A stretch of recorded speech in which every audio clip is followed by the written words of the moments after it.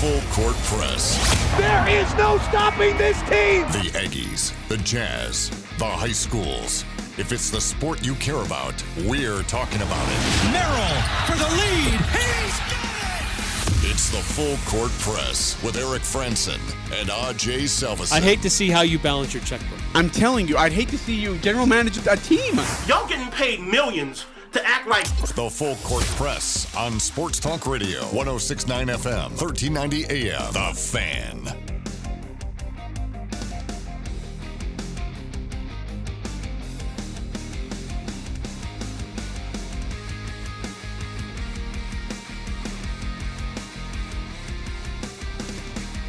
What's going on, everybody? Eric Frandsen, Ajay Salvesen here on the Full Court Press. How you doing? I'm good. Survived the weekend? We did. We made it.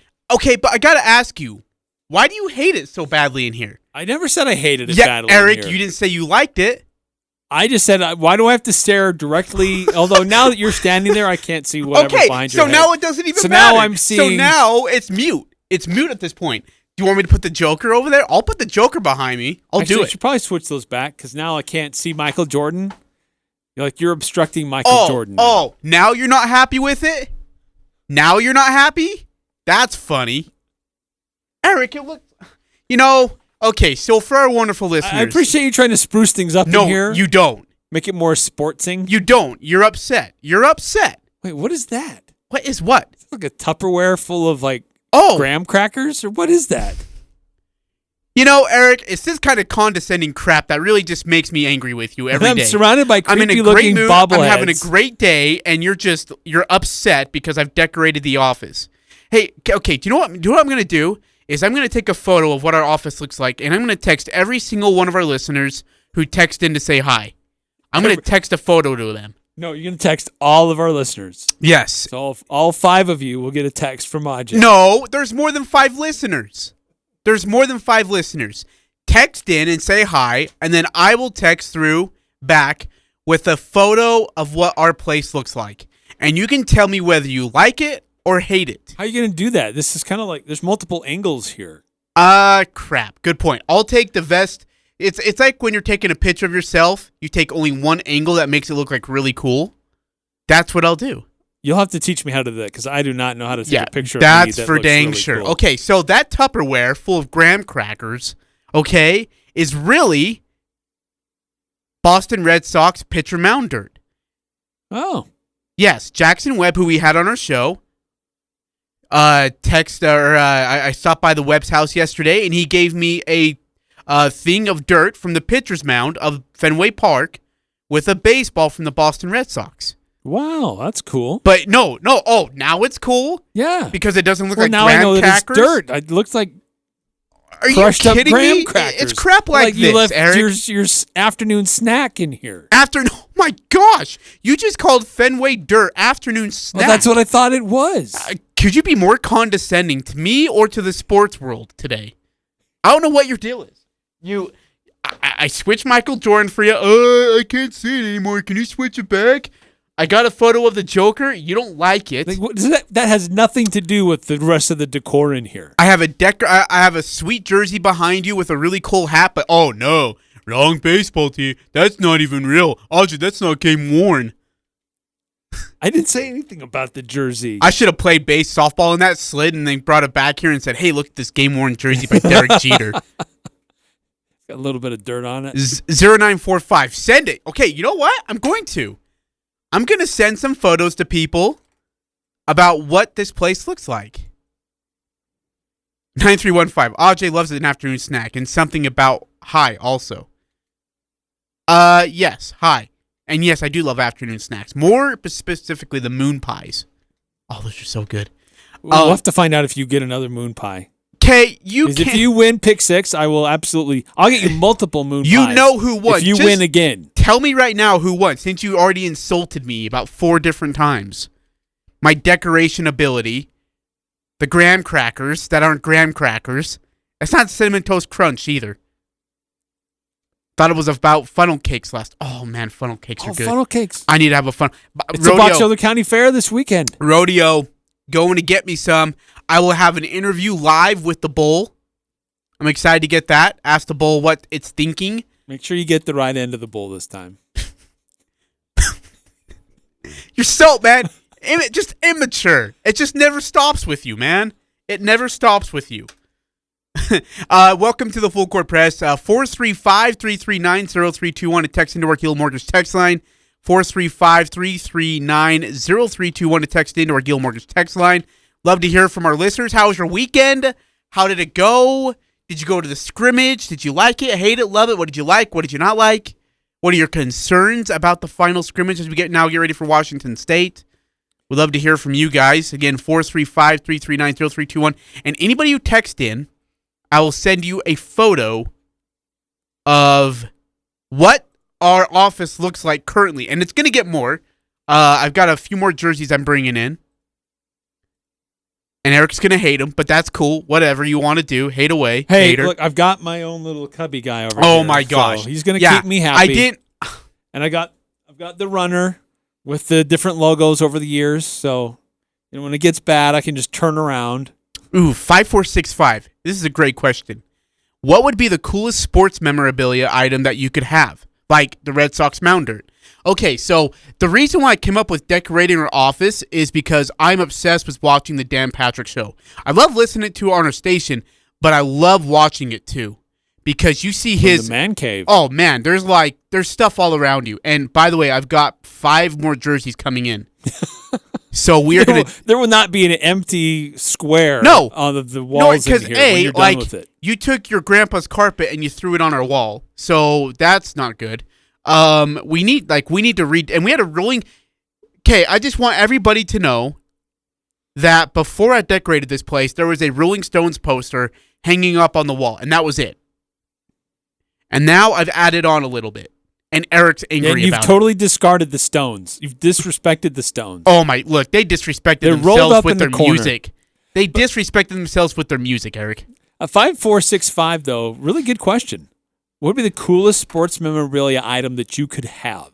Eric, have you not been listening for the last 2 minutes? Well, so I think that for me... I'm from my perspective... Oh, okay, cool. I think that, maybe a piece of the Boston Celtics floor, the parquet floor. Okay. Like a chair from a baseball arena where somebody hit an historic home run and it hit that chair. I almost bought me, because when the Utah Jazz were reconstructing the Vivint Smart Home Arena, they were selling chairs for like $300, but as an employee, I got a discount. And when I went, and I had plenty of time to go get me one, and I never registered. And I could have got me a chair from the old Vivint Smart Home Arena. That would have been cool. See, when I was a teenager, there was a short time there where our family had season tickets. We didn't go to every game. We split it with some other people, but we couldn't afford to do that. But it would have been cool to get those seats because I was sitting in that chair when Michael Jordan hit the shot. Oh, see? Over that would have been Byron cool. Russell, and that'd be... Even though it would be cooler, obviously, if the Jazz won the championship and I was there and saw it in person. But still, that would have been kind of fun. So I've got a long ways to decorate here. I still, like I said, I still got 5 more jerseys coming in that we're going to hang up because this, again, it just doesn't look great. So we're going to and look at you. Oh, great. We're going to ruin the studio. That's cool, Ajay. Good for you. 9315, it's a jersey idea because of a bandwagon fan? No! I've got a Patriots jersey. I've got a Bucks jersey. I've got a Giants jersey. I have, I just ordered in a Stockton and Malone jersey to put up here. You know, most overrated point guard with the greatest power forward. I've never heard of a Stockton to Malone jersey. Okay, I said Stockton and Malone. And you've heard of Stockton to Malone. Stockton and Malone, sorry. I just didn't know if it was on the same jersey. Oh my gosh, I'm going to slap. Okay, you know what? Maybe I'll cut them in half and I'll just sew it together. You know what would be interesting to know if anyone in Utah had the last name of Malone, named one of their sons Stockton. No, that'd be disrespectful. That'd be cool.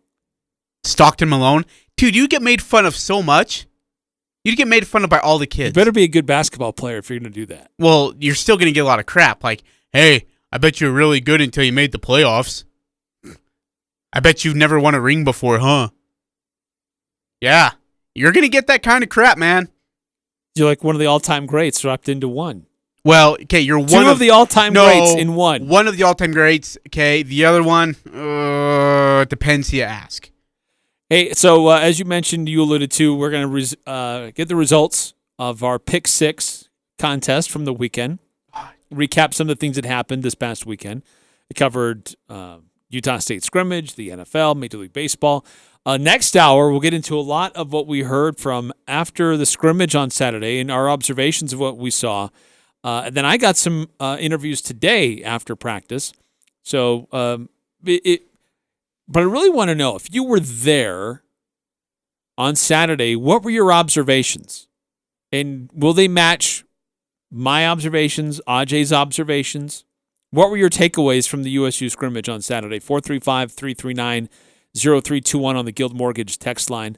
Also, it was a really busy day in high school football. And Ajay, we may need to readjust our standings from Region 11. You need to readjust some of your thinking. You said game of the night, without question, is going to be all eyes on Ridgeline Stansbury. And all of a sudden, 31-point lead later, it's like, okay, let's go back and watch the Bear River game, or let's turn around and go see how Skyview can finish this off. No, but you bring up a great point. Like, Logan beating Juan Diego by 29 points, whatever it was, putting 50 on him, a 50 burger. Like, come on. No one saw that. No one saw Ridgeline winning by 29 points. Nobody saw... And I got to be honest, I thought Mountain Crest would compete better with Wasatch. I was shocked to watch a second half decimation of what I saw. That quarterback had one incompletion that came in the third quarter. He was phenomenal. Eric, it was 7-3 at half. It was 51-3 when we closed the game. Yeah, it looked like Mountain Crest was going to have a fighting chance in the game. Me too. I was excited about that. Second half, oh my word. And then how about Skyview gritting it out for a win?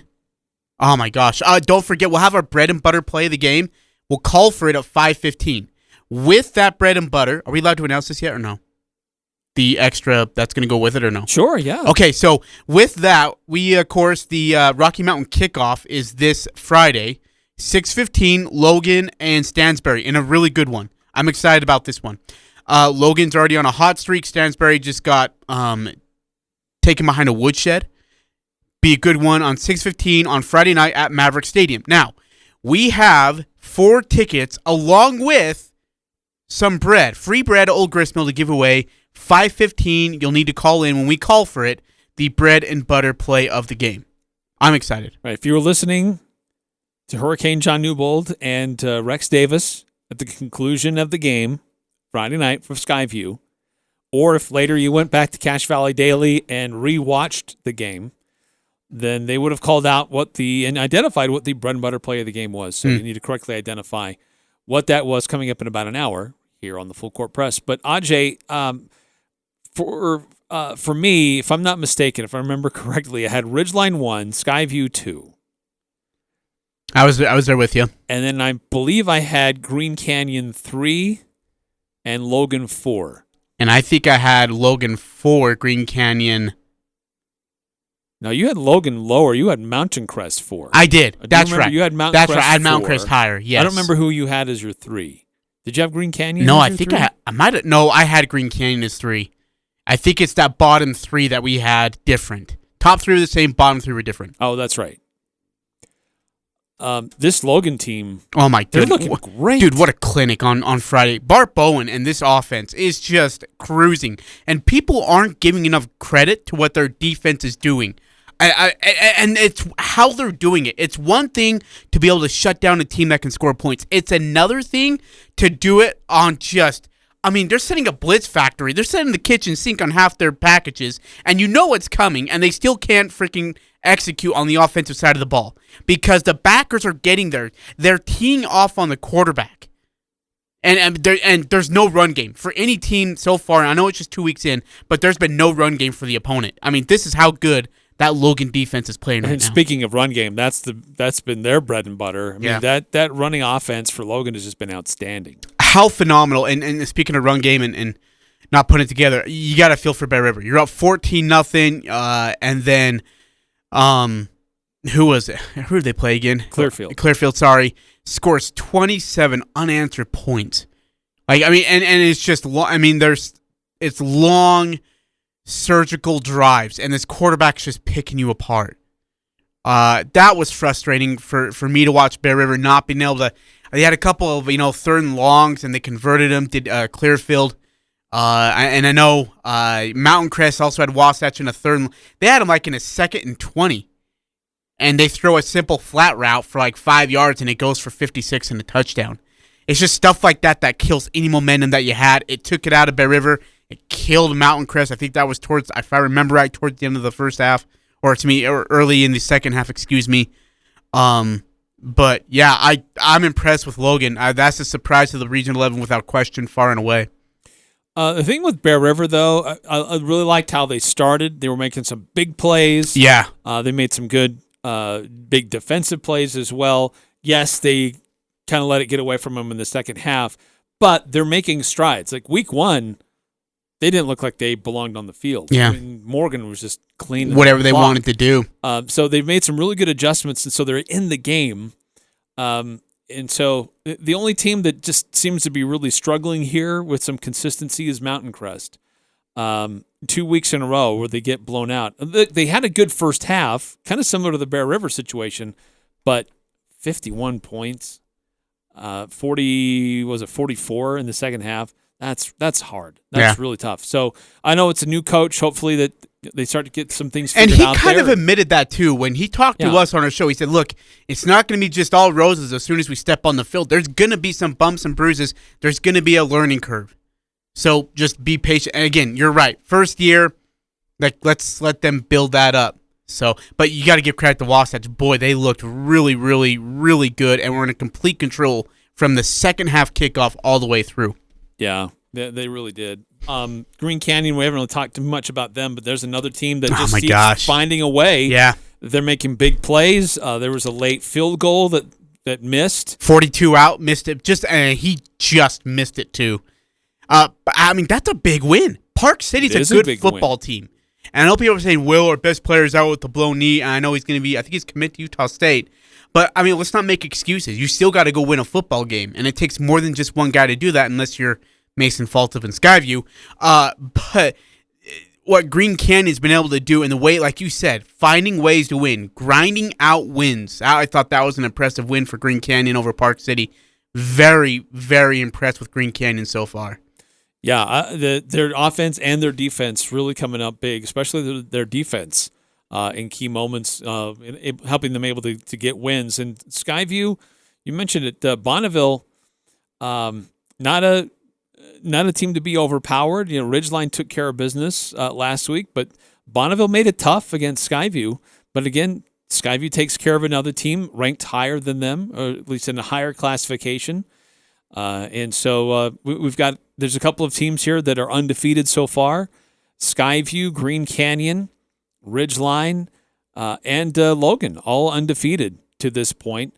And all with very interesting tests coming into this week.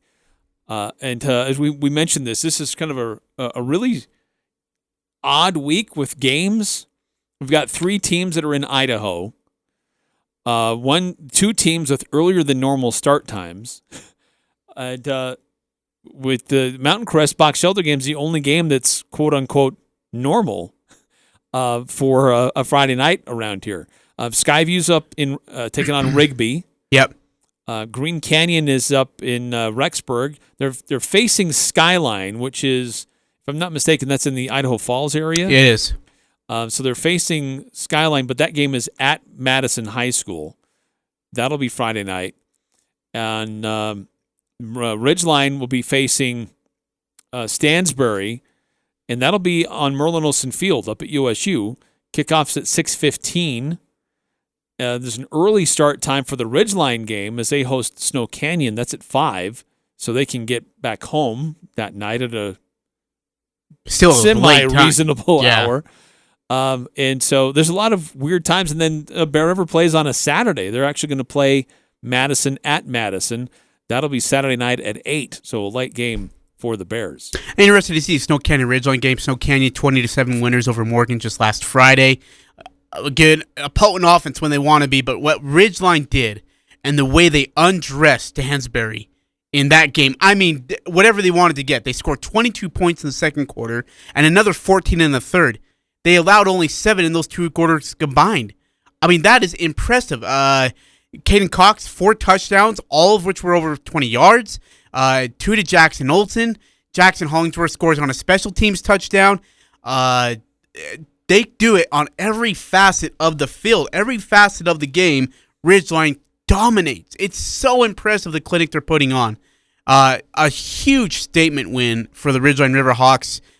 They're not surprised. I think everybody outside of that school is like, wow, that's cool. Yeah, after what Stansbury did to Mountain Crest. Oh, my gosh. Thought, man, this is going to be the game of the week, and Ridgeline just rolled them. Ends up being, just an absolute bloodshed. So Stansbury will be back in Cache Valley on Friday to take on Logan. Again, my prediction was not close to being accurate, but I think this game will be better. But I think this week, Yes. if there's a game not to miss, it's the Logan and Stansbury game. No, I'm with you on Merlin that Olsen one. Field. Yeah, I'm absolutely with you. By the way, and what Logan has done, obviously you've already talked about it. What they do offensively is really, really good, but what they've done defensively has just been impressive. They scored 28 points in the second quarter. Cody Kirk throws for 6 touchdown passes and 2 2-point conversions. Gage Jensen and Jalen Hoff, they each caught a pair of scores.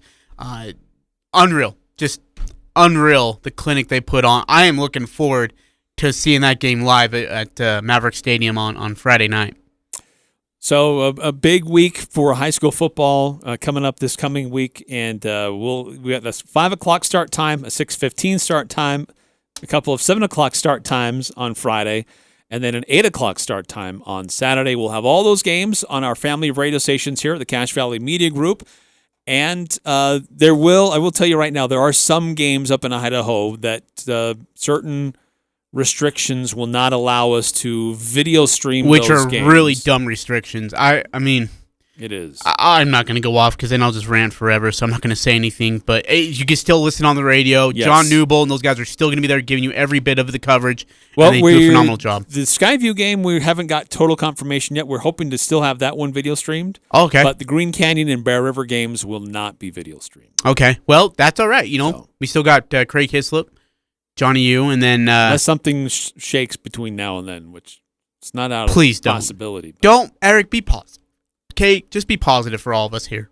One last reminder, speaking of high school football, coming up at 5:15, we'll call for the Skyview Bread and Butter play of the game from Old Gristmill. If you remember what it was, call us at 435-752-1069 at 5:15 p.m.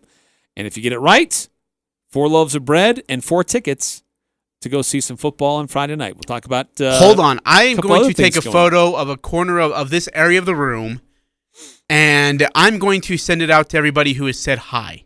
And then they are going to get a photo of what this place looks like. And then give me your suggestions. What can I do to decorate it better to make Eric happy? Because Eric's not happy right now. He's I'm angry. happy. No, you're not. You're not happy.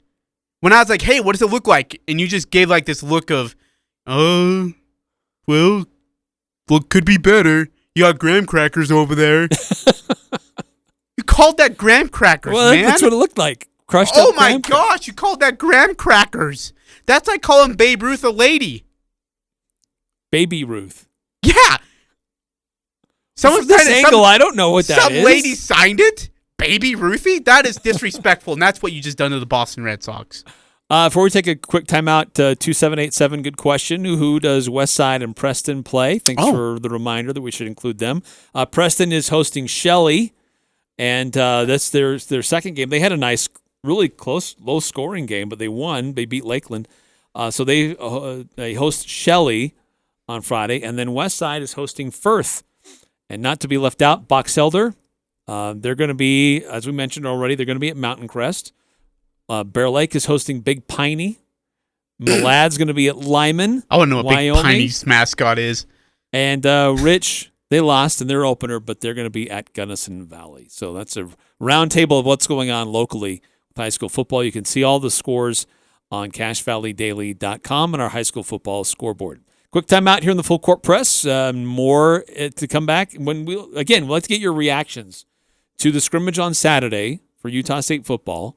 We had some more preseason NFL football, some Major League Baseball that was going on. Oh, baseball's been crazy lately. So a lot more to recap coming up Cubs on the Full Court Press. Oh, I know. The American Veterans Traveling Tribute Memorial Wall runs from Thursday, August 26th through Sunday the 29th from 9 a.m. until 9 p.m. at Elk Ridge Park in North Logan. This memorial honors those who sacrificed their lives for our American way of life and mirrors the Vietnam Memorial in Washington, D.C. Special events will be held each night at Elk Ridge Park, including music and fireworks on Friday evening. The Vietnam Memorial Wall, August 26th through the 29th at Elk Ridge Park. This event is brought to you by Cytiva, the Cache Valley Veterans Association, and American Heroes Motorcycle Association, with proceeds going to the Dan Jelenskog Veterans Resource Center. Saturday, September 11th is the National Day of Service and Remembrance, a chance to help others in tribute to those killed and injured on September 11th, 2001. To mark the day, everyone is invited to help clean headstones and memorials throughout our local cemeteries. We need volunteers from families, individuals, churches, and the community. This project is suitable for all ages. Saturday, September 11th, beginning at 9 a.m. Go to justserve.org, enter your zip code, and search for National Day of Service and Remembrance.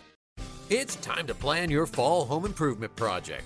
You've had ideas on how to spruce up your outdoor space, and nothing is better than a smooth surface to party on. Castellite in Logan has pavers you can install yourself. But if you're not sure how to do it, their in-house professionals can teach you how to do it right. With Castellite, you can turn your outdoor living space into the entertainment capital of the neighborhood. For brick, block, rock, paver, and tile, go where the pros go. Online at Castellite.com.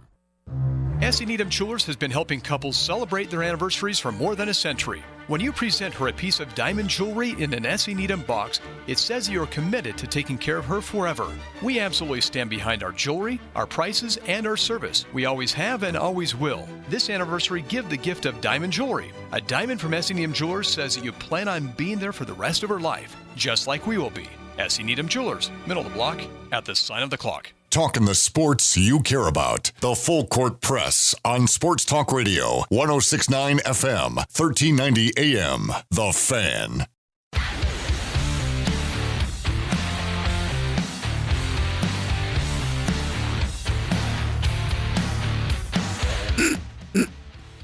It looks like you're flipping off the photo. What? I'm not flipping anybody off. Well, it looks like it, I said. I didn't say it was. Oh, man, see, this picture doesn't really do it justice. 2590, talking about redecorating the studios in here. Yeah. Ajay's been bringing in a lot of his personal stuff. And you are so ungrateful. You're so angry. I'm not angry. Are you jealous because I have it? Or are you like, I went and ordered a couple jerseys, bring them in, and you're like, why does it look like this? I never said that. 2590, talking about, there was a question about what would be the coolest sports memorabilia that you could have. And 2590 texted in a picture of a signed Walter Payton. I'm assuming that's a card.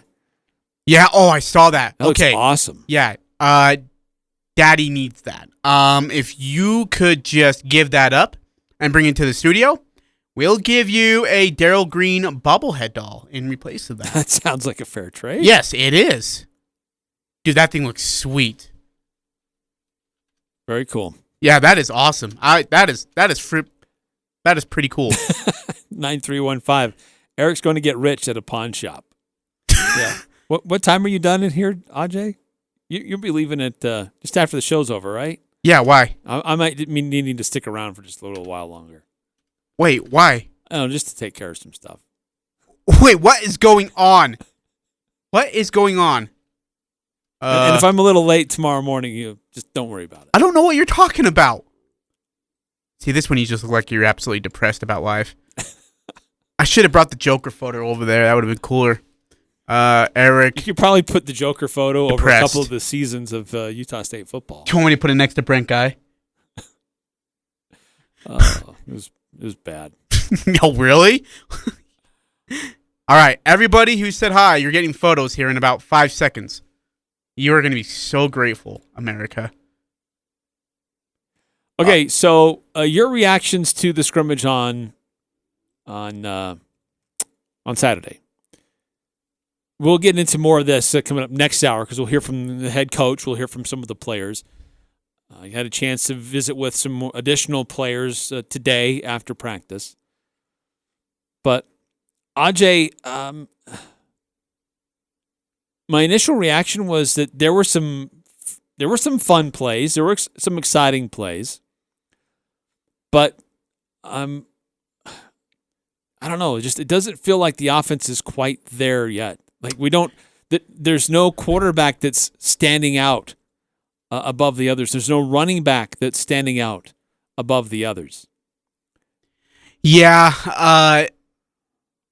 How much do you say, well, our offense looked bad versus our defense looked really, really good? How do you categorize that? I think it's a little bit of both. Like I saw some great individual plays and great team, I guess, schemes from the defense. So I was pleased with what I saw defensively, and I think there are some real good playmakers on the defensive side of the ball for USU. The defense is ahead of the offense right now. I think it's easy for me to say that. They didn't have any takeaways like they did in the first scrimmage. Yeah. But I thought they did a lot better job in their coverages and in their pressures and bottling up the run game. But if your defense is standing up like that, then there are times that your offense isn't really executing either. Nobody had a sustained drive on Saturday. Yeah, I guess that is true, huh? Yeah, no, that'd be true. And what's up with the underthrown balls? Can we not throw it? Yeah. I mean, you're throwing it 25 yards, but he's 2 yards deeper than that. What? I didn't see anybody that could really drive it. No. And I think, Bonner had one where he had his guy wide open on a seam route down the far sideline and overthrew him by like 5 yards.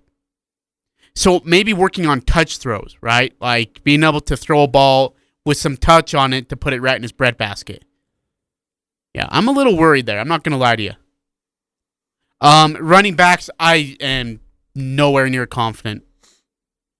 Like, I love the question. I'm so glad you asked about the running backs to Coach Anderson, and we'll play the audio in the second hour. I'm so glad you asked about it because I think his answer was so good. Yeah, right now we just have a bunch of guys who are just guys. I mean, he didn't say that, but at the same time, he's like, it's a running back by committee.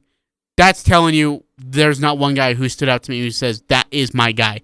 That is my second or third down back where I got to have it one way or another, and he's going to get me it. I'm surprised Noah hasn't stuck out more.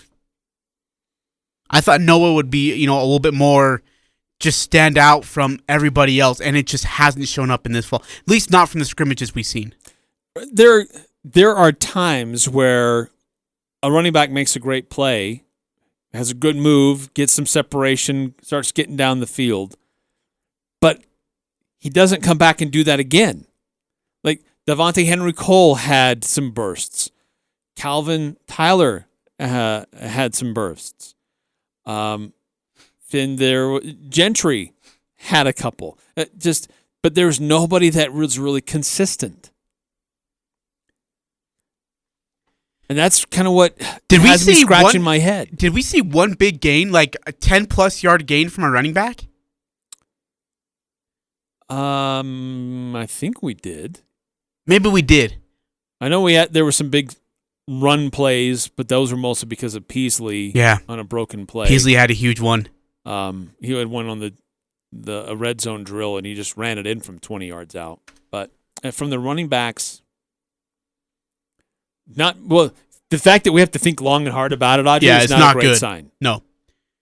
Hey, and so another thing, I want to ask you this. I'll give my answer first, but what's the most concerning thing out of either quarterback that you've seen? And for me, it's Peasley still holding on to the ball too long. Like if you have in Division I college football, your window is about 2 to 3 seconds, if that, if you're lucky.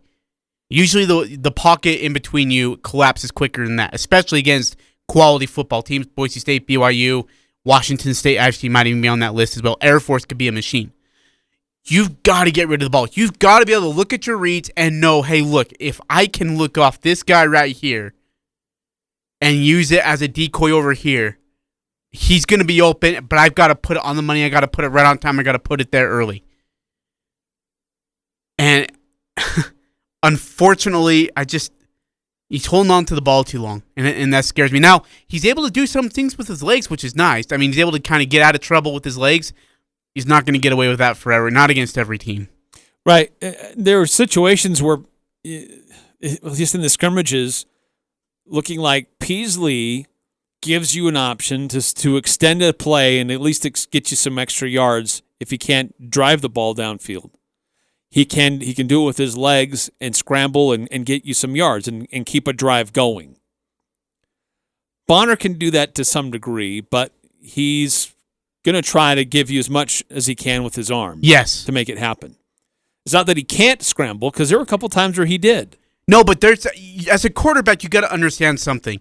Throwing a ball to a wide receiver is going to get you more yards and a better chance to get you downfield than it is if you're a quarterback, you running.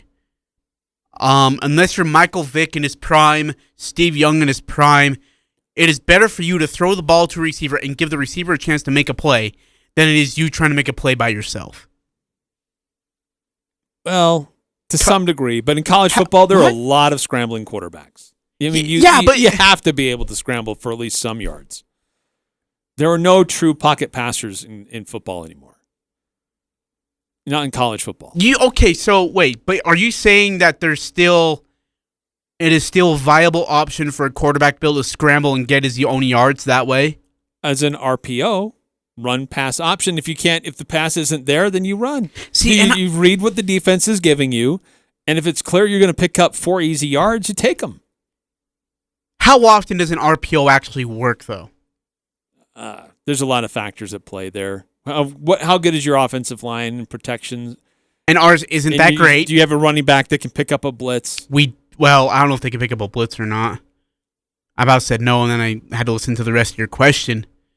I like what Bonner does. Just sit in the pocket, let me find a receiver, and get the ball to him. Now we just need Bonner to get the ball to him. Yes. Kyle Van Leeuwen made the quarterback look like an All-American twice on 2 fantastic catches. One of those was from Cooper Legas. Oh, yeah? Let's not forget about Cooper. He's making it a 3-man race. I don't think it's a 3-man race. I think Cooper's too far down. I think there's a battle for the starter, and whoever isn't the starter will be the backup. But Cooper's not that far behind. Really? That'd be nice. Look, his throws have looked as good as anybody's. That's not saying a whole lot because nobody's really looked that good. But neither one of them, I haven't seen either one of them be able to drive the ball. Yeah. Yeah, like put it on the money downfield. With gusto. Yes. Because there were some deep throws. I'm not saying that there weren't deep throws, but the wide receiver had to pull up, adjust, slow his run, and that gave time for someone in the secondary to make an adjustment and make a tough play on it. 9315 Eric Texton, is the QB race still a neck and neck for the starter, and is Coop number 2? Yes, and then no. That's my answer. I think we just answered that. I think that whomever is named, and I think it's probably leaning more towards Logan Bonner. Me too. And then Peasley will be the number 2. Peasley's whoever isn't the starter of those 2 guys is going to be the backup. And nobody can feel bad for Peasley. Because, Eric, he's had his chances, right? He's had his opportunities. And he's being given a chance here, and he just can't just get over the hump. He's putting in the work. I mean, he's trying. Mm-hmm. Well, yeah, I did say he wasn't. Yeah, he's putting everything forth. It's just there's things that come back to bite him. And it's been an issue. But if there's a situation where you need that option as a quarterback, as an additional runner, man, I'd have Peasley in there. If your offense is stalling and you just need somebody that can give you a chance to keep extending the play, keep extending the drive, I'm inclined to put Peasley in there. What's the word on QB? This comes from 2603. Eric, what's the word on QB Calvin? I was impressed with him when he was a true frosh, but seems as though he's disappeared. Yeah, he's buried. He's just not going to get out. I'm surprised he hasn't transferred by now. I'm not going to lie to you. Well, this is a coaching staff that's trying to figure out their starter. Yeah. They don't know who it is. Yeah. And they don't even know who their backup is yet. No, but they're running 3 guys at it. They're taking the best guys and trying to figure out who it's going to be. The guys that they feel like give them the best chance. So that's Bonner, Peasley, and Lega. Probably in that order. Wow. Okay, wait. Sorry, you said Bonner, Peasley, Lega, right? Okay, Yes. I thought I heard Lega and then Peasley, and I thought, wow, that's good. I just haven't seen enough from Peasley to give me any confidence that he can start. Unfortunately, I haven't.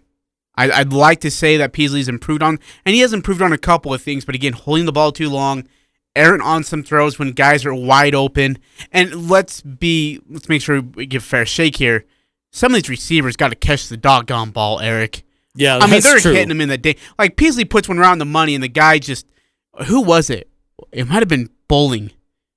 Hit him right in the hands, and he fell, and he dropped it. Just catch the ball. There's nothing more frustrating for a QB on a 3rd and 5. You throw it for 7 on an in route, and he drops it. Because he's hearing footsteps, or because his hands aren't set right, or whatever. Catch the ball. 9315. Could USU run a play where they use a quarterback as a running back with the option to throw? I would say no. Could they? Sure, they could. Will they? I mean, there was a trick play in the scrimmage on Saturday. But if it's something like, I don't know. I mean, every now and then you'll see something like that happen. Throw a quarterback in there at a wide receiver slot. Yeah. And they're not going to do that with Peasley. Who are they going to put in? Like Cooper Lega? And if he take one, Eric, you want to. There you go. That's your pick 6 gift for me if I lose. I don't think it works that way. Oh, I'm not taking 2. One's good enough. No, they wouldn't put Cooper Lega in there. They'd put Peasley in there because he's got speed. Yes. He's got good foot speed. Yeah. But to say, I don't know. You can't get creative when people can't execute, though. You can't put out trick plays if they can't execute a simple, hey, you're going to run a 5-yard hitch route, stop here, catch the ball, and get out of bounds. Or, hey, you're going to run a up and go, okay? Come in here, stop, hesitate, sell it, go.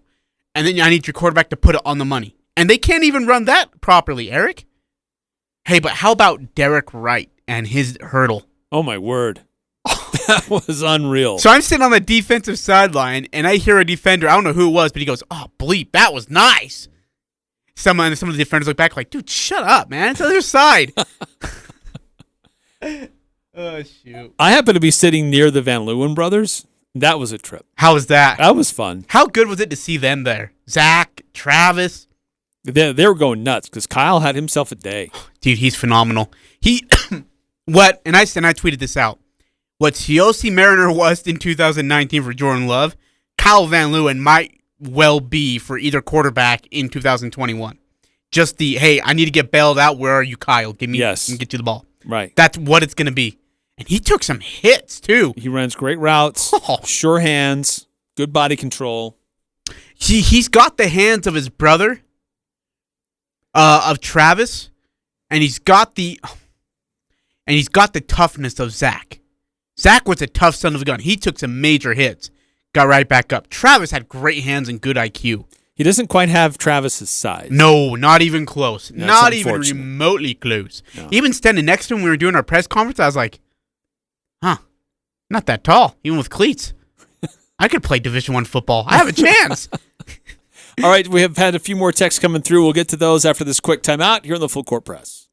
School is out and summer's here. Hi, I'm Jay Broadbent at Alpine Home Medical. We offer you the best quality products as well as excellent customer service.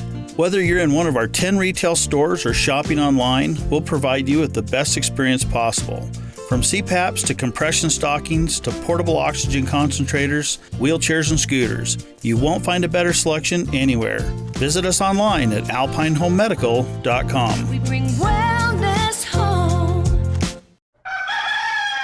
This is Jay from Daryl's Appliance. We love the family place and we want to give back to the community. Through August 28th, we will donate a portion of our sales to the family place of Cache Valley. Stop in and check out the new load of Whirlpool scratch and dent appliances we have in stock. Get these top-of-the-line appliances with our exclusive 2-year extended warranty. That's at Daryl's, where service always comes first. Daryl's West on Airport Road. See Daryl's Appliance in beautiful downtown Benson. If you want to hit a home run or score a touchdown when it comes to your vehicle's maintenance, get your oil changed at Valvoline Instant Oil Change in Logan. This is Dustin with Valvoline Instant Oil Change. Preventative maintenance is huge in your game plan to keep your vehicle on the road. Not only do we change your oil, but we can also provide other services like recharging your air conditioning. Stay in your car while our trained pros service your vehicle. Valvoline Instant Oil Change, 695 North Main in Logan, across from Angie's. Western Extermination is your simple solution for lawn care and pest control. Your yard is meant to be enjoyed without bugs like ants and wasps, mosquitoes, and spiders, plus rodents that chew up your lawn and garden. Western Extermination offers fertilization to keep your lawn green and healthy and to keep weeds away. Rodents, dairy flies, and mosquitoes cause a problem when trying to enjoy the outdoors. You can count on Western Extermination to exterminate the problem. Ask about military and advance pay discounts, residential and commercial properties, curb-to-curb services. Western Extermination has you covered. 512-0014. That's 512-0014 for Western Extermination. The Aggies are #1 here. The Full Court Press. Connect with us on Facebook, Twitter, and online at 1069thefan.com.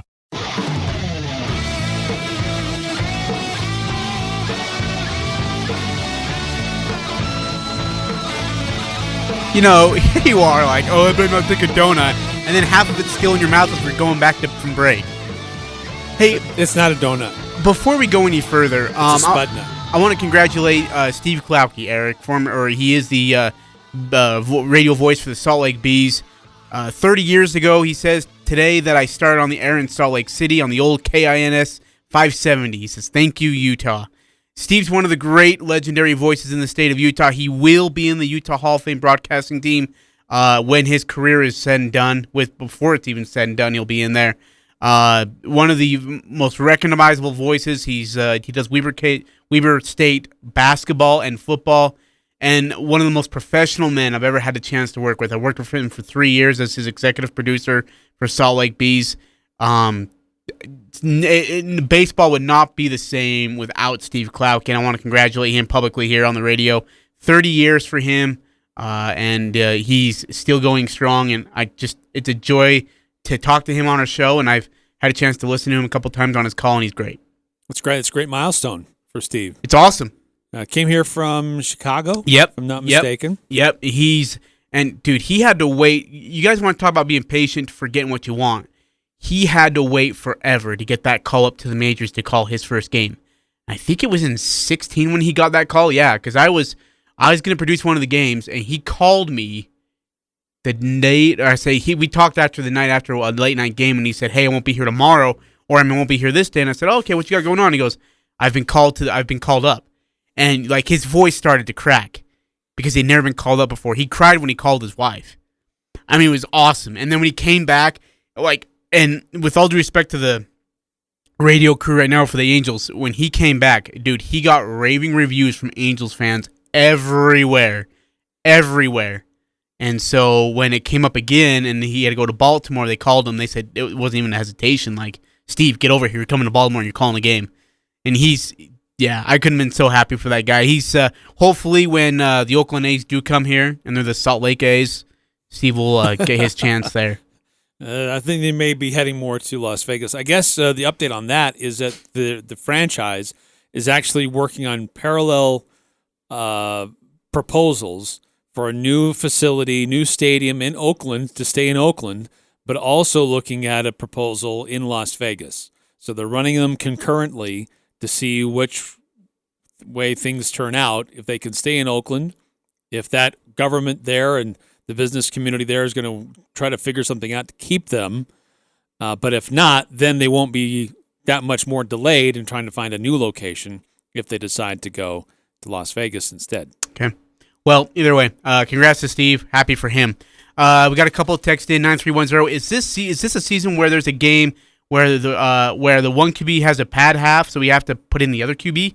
I hope not. I hope not. I hope not. Creates confusion and controversy. Like if he's having a bad game and like if it's a blowout and he's getting just blasted by everybody, take him out. Yeah. Not worth it.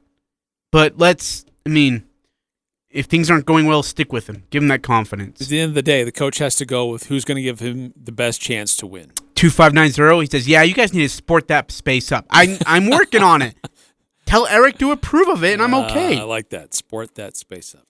All right, Ajay, we got to figure out who won our pick six. Okay, just tell me who won, because you already know.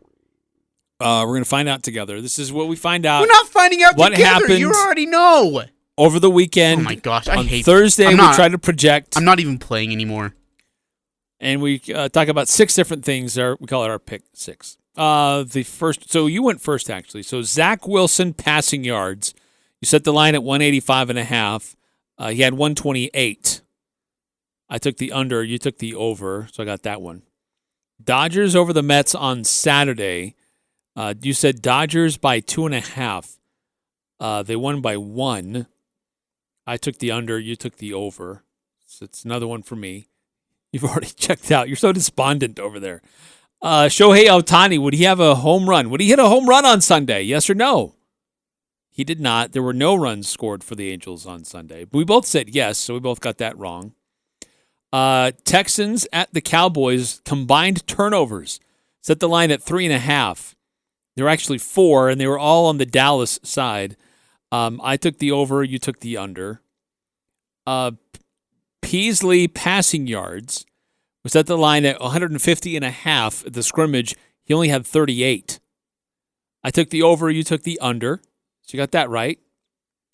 And then finally, Real Salt Lake over the Colorado Rapids by a goal and a half. Actually, it was Colorado winning 2-1. We both took the under on that. So, Ajay, you got 2 correct. I got 4. There was a tiebreaker. Doesn't really matter, but you did win that.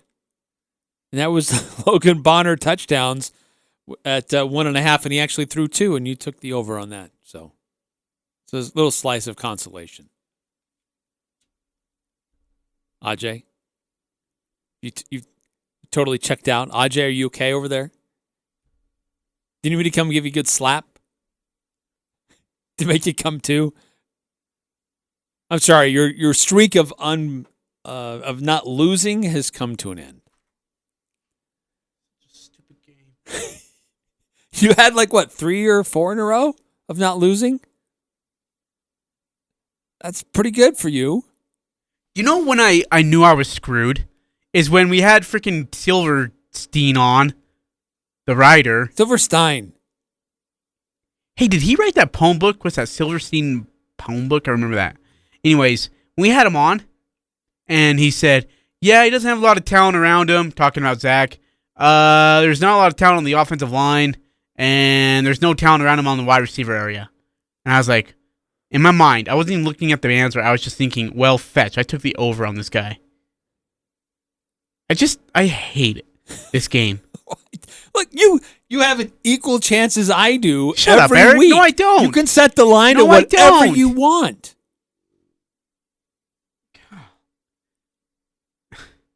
Why do we play that game? I told you we can't play it anymore. It's a 50-50 game. It's not a 50-50 game. I have 3 things. I used to get screwed over by things. you and intern Cody actually doing that stupid game. You guys used to purposely hose me on it. Never. I've never colluded with anybody. I don't even want to be here. Week 2 of the NFL preseason will conclude tonight with who is it again? Dude, it's preseason. Nobody cares. It's Jaguars and Saints. Oh, yeah. Lawrence versus Hill. 2 of the futures of the league. Who do you... I mean, Taysom Hill is one of your favorites. Okay. Hey, we need BYU fans to check themselves before they wreck themselves. Yeah, good luck with that. Okay? They are thrilled that Zach Wilson played so well against four-stringers. They think he's winning the MVP this year. I just want to get that out there. So gross. Hey, coming up next hour, we'll hear more from the scrimmage, post-scrimmage audio from Coach Blake Anderson. We'll hear from Hale Matuapuaka. Yes, good job. Kyle Van Leeuwen. I got a chance today to speak to John Gentry and Hunter Reynolds. So we'll hear from them. And so a lot of Aggie talk next hour. Before we do that, though, we'll hear from Dan Patrick, Above the Noise. And it's brought to you by Napa Auto Parts, your locally owned Napa Auto Parts, from Preston to Providence. 5 Cache Valley locations. Whether you work on your own car or somebody else's, or if somebody else works on your car, be sure to use quality Napa Auto Parts. And in August, they've got a special $20 mail-in rebate on any Napa battery. Chevron Delo Diesel motor oil for $12 a gallon.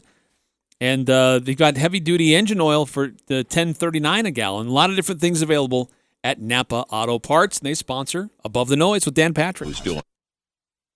I'm Dan Patrick, and this is Above the Noise. Congrats to Miguel Cabrera. The Tigers slugger became the 28th player in baseball history to hit 500 home runs.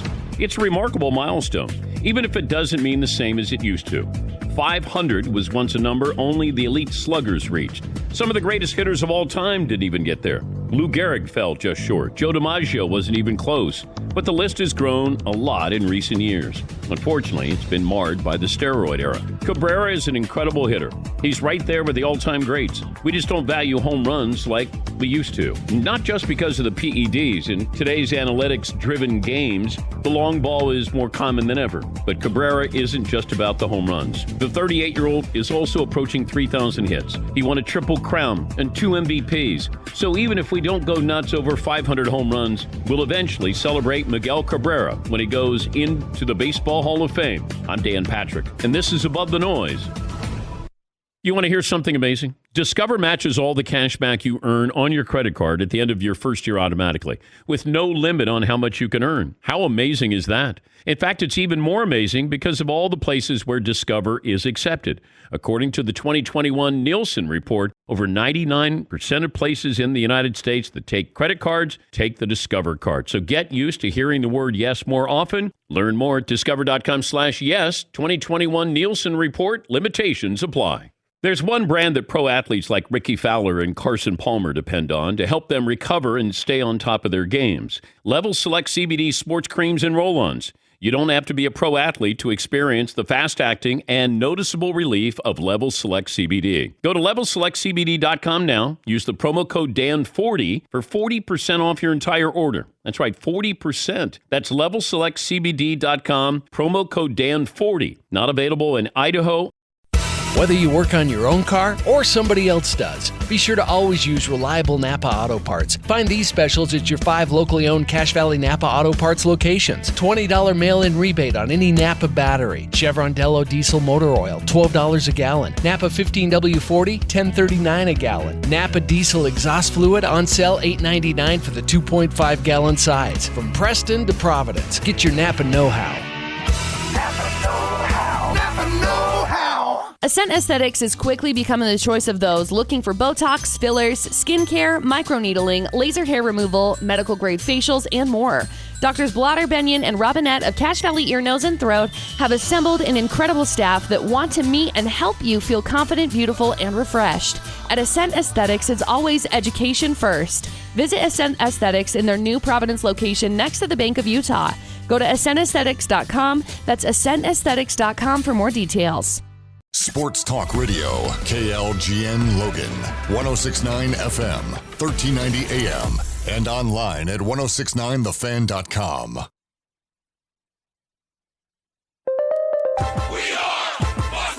And here's what you need to know. Inclement weather pushing the PGA Tour's final round of the Northern Trust into today, and we are about to start a two-man playoff, a sudden death on 18 in Jersey City, New Jersey, and it's Tony Finau and John Rahm about to tee off on 18 again. They are both at 20 under overall as they get ready for the playoff full. Meanwhile, the San Diego Padres, as they continue to deteriorate down the standings, they're looking for a fall guy, and they found one, and so they're going to get rid of pitching coach Larry Rothschild. Ben Fritz is going to take over for him. Travis Shaw belts a grand slam in the bottom of the 11th inning to guide the Red Sox over the Rangers 8-4. Also, we have some NFL preseason action tonight starting up at 8 p.m. Eastern. It's Jaguars and Saints. Trevor Lawrence and Gardner Minshew are about to get 20 to 25 snaps each. I'm Brian Fenley. It's the Full Court Press. There is no stopping this team. The Aggies, the Jazz, the high schools. If it's the sport you care about, we're talking about it. Merrill for the lead. He's got it! It's the Full Court Press with Eric Frandsen and Ajay Salvesen. I'd hate to see how you balance your checkbook. I'm telling you, I'd hate to see you general manage a team. Y'all getting paid millions to act like... The Full Court Press on Sports Talk Radio, 106.9 FM, 1390 AM. The Fan. Hey, what's going on, everybody? Eric Frandsen, Ajay Salvesen with you here on the Full Court Press. Happy Monday to you. Start of a new week. I know that's kind of an those two words don't go together, Happy Monday, but they can here because we've got a lot of cool stuff to get through. We want to get to what the coach and players had to say about the scrimmage on Saturday on Merlin Olsen Field. Got a chance to visit with Blake Anderson, some of the players on Saturday. I had a chance to get up to practice earlier this morning, and talk to a few more players. So we'll hear their reactions to what they saw in scrimmages and how fall camp generally is going. What more they need to work on before the season opener at Washington State. Hey, we got a few texts in. The Guild Mortgage text line is open for everybody to be a part of. 435-339-0321, 5308. You could say the same thing to USU fans about Jordan Love. All that we were, hyping up Jordan Love. Because the way BYU fans hype up, what's his bucket? Zach Wilson. Utah State fans maybe hyped up Jordan Love. Remember when they did that Heisman campaign, he played like crap? Well, you were talking about how they're overreacting to one game against a bunch of in the preseason. But, Eric, as we were hyping up Jordan Love, like, oh, man, he went 12 of 22. He had, 4 really bad drives. 8003, let them wreck themselves. Ajay, I love that. 6860, I think Ajay needs some cheese and crackers to go with his wine. No, look. When I'm a gracious loser, except when I get hosed. Really? Yes. I am willing to hug you, kiss you on the cheek, and tell you great game, give you a pat on the butt. But when I'm getting hosed, or when a player decides to cost me pick six, that's when I get pissed. That's when things are going south. But you had full control over what you were going to say. Yes or no? Up or down? I felt like Zach Wilson could have played better. And he didn't. And he cost me a pick six win. What? What are you going to say? What did he throw? 128 yards. That's pathetic. Oh, you thought he was going to go 185? Yeah.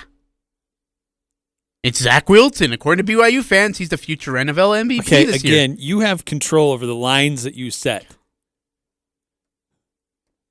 Just getting sick and screwed over, that's all. All right. Who throws 185 in a preseason game?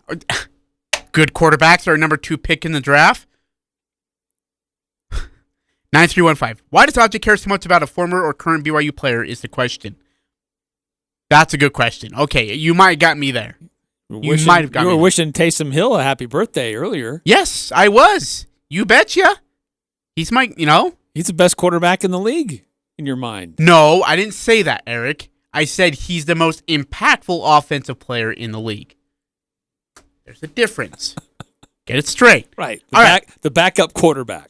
Okay, so here is the dealio Cheerio. If you missed us in hour 1, welcome to the show. I have decorated our studio really nicely. Yes. Eric is upset because he doesn't like it. I never said that. Eric, when you walked in, I said, oh, you're like, oh, wow. I'm like, what? Do you like it? And then you didn't even say anything. You just looked at the ground. I was soaking it in. No, you were not. Bull crap. You were looking at the ground like, yeah, this looks like crap. Why did you do all this? Why would you go through all this effort to put a studio together like this? It's KLZX, not Sports Fan. Well, maybe it's because There used to be more Cubs things in here, and now they've been overwhelmed. There was never any Cubs things in here until now. Yes, there were. We What? had Cubs things in here for like several months, like 6 to 8 months. And they're still there. Now they're overwhelmed. They're overwhelmed? Yes. By the Derek Jeter jersey or by the Murderer's Row hat? Or by the awesome Utah State poster signature? Or what about the Joker who has nothing to do with sports Can we put that next to the Cubs sign? Because I just feel like it would mesh better. The Cubs and the Joker sitting together. You know? They're like, do I really look like someone with a plan? Oh, that movie was mostly filmed in Chicago. Okay, so there we go. There we go. Or my Michael Jordan, Kobe Bryant poster. So, my question to you, sports maniacs, if you had to pick one thing you could put in your office or your cubicle or in your room as sports memorabilia, what would it be? Give me some ideas. Now, unfortunately, Eric, and it's extremely unfortunate, I have nothing of Aggies. Not one thing in my office of Aggies. Zip. Zilch. Wait, I got something. I'll bring it tomorrow. I should probably bring in, I've got a signed football with Bobby Wagner and Robert Turbin. So a running back that's no longer playing in the NFL and a linebacker who is third best in the league behind Kyle Van Noy, and I'll think of somebody else, but Kyle Van Noy. You want to just keep digging that grave? Yeah, I'll give you a bigger shovel. Okay, so I'm gonna bring some Aggie stuff in here because I got one Aggie poster. That's all I got. I only got one Aggie flag, and I got it from a friend who's leaving. Anyways, but I've got some jerseys. The wall of Aggie schedule posters are not enough.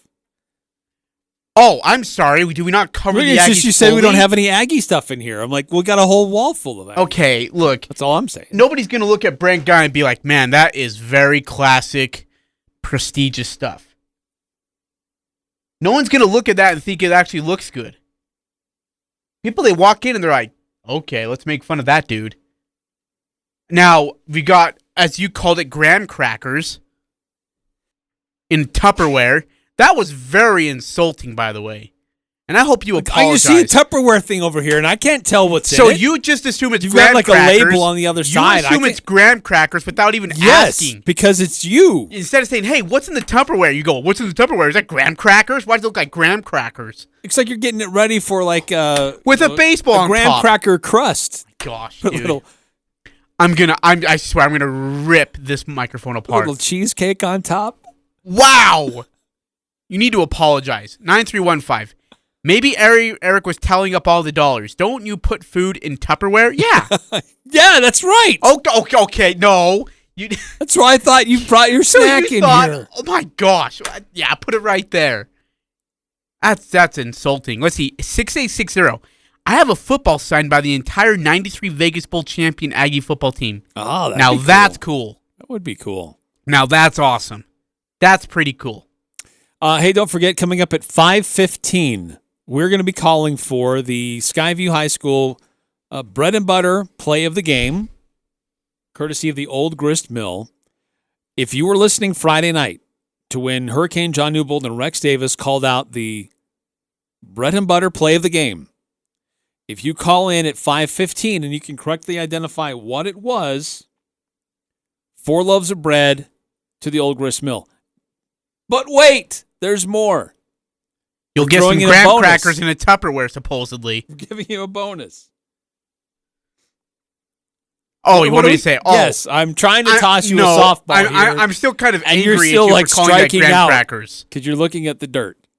Oh, let's see. That wasn't your so eye hard. on the ball. By the way, I want to make sure that people know that wasn't graham crackers. That is dirt from Fenway Park from the pitcher's mound. So, eat that, Eric. All right, so not only do you get some free bread from the great Old Grist Mill, you also get 4 tickets to this Friday night's game at Merlin Olsen Field of the Rocky Mountain Kickoff between Logan and Stansbury. Kickoff at 6:15. We'll give away 4-pack with a 4-pack. You get 4 loaves of Old Grist Mill bread. You get 4 tickets to the game. Sauce me now. No, not now. In 5 minutes. Oh, 5 minutes. Sauce me in 5 minutes. And we've got, we know what the play is. Again, John Newbold announced it after the game. I'm excited about the Logan Stansbury Friday night kickoff. We'll have D. Jones in studio on 4:30 on Wednesday to talk to him a little bit more about that. I'm excited. Oh, hey, did you see that medallion right in front of you? Look at that. We get one of those this year, too. Wow. Look at that. That's cool. Yeah. Can you use that to, as a coin? Yeah, they flip it. Yeah, that's what they use as the coin to flip it. Oh, it's got all the team logos on there. Yes. On the other side. Yeah. So we'll get one again.